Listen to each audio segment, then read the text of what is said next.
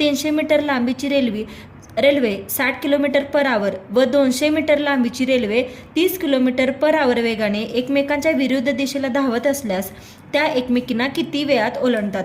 आता सर्वात पहिला जेव्हा तुम्हाला रेल्वेचं एक्झाम्पल आहे हे समजलंय, तेव्हा सर्वात पहिला काय बघायचं, आपण अगदी पहिल्या व्हिडिओमध्येच बघितले 3 गोष्टी लक्षात ठेवायच्या.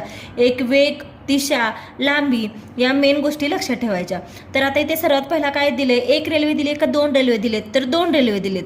तर आता पहिला आपण बघूयात, एक रेल्वे काय दिली, ती आहे 300 मीटरची आहे आणि तिचा वेग काय आहे 60 किलोमीटर पर आवर आहे.